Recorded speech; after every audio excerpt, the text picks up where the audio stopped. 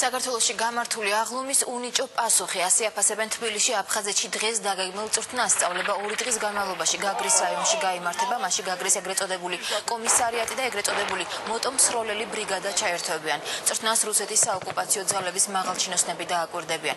რეინტეგრაციის საკითხებში საქართველოს სახელმწიფო მინისტრის თქმით, ამ სწავლებით საოკუპაციო რეჟიმი ადგილობრივ მოსახლეობას უჩვენებს, რომ რეგიონში ვითარება სწორედ ისინი აკონტროლებენ. რომ ანახონ ადგილობრივ მოსახლეობას, რამდენად ასე ვთქვათ, აკონტროლებენ სიტუაციას. ასევე რა თქმა უნდა, ეს არის გარკვეულწილად ვეთყოდი ძალიან უნიჭო პასუხი საქართველოში დღეს გამართული აღლუმისა და ასევე მე ვფიქრობ, რომ ის საოკუპაციო ჯარი, რომელიც დღეს არის აფხაზეთის ტერიტორიაზე, რაღაც თქმა უნდა დაასახონ, ამიტომ დაასაქმეს სტუმრებით. ან საგრები უნდა გათხარონ, ან სტუმრები უნდა ჩაატარონ.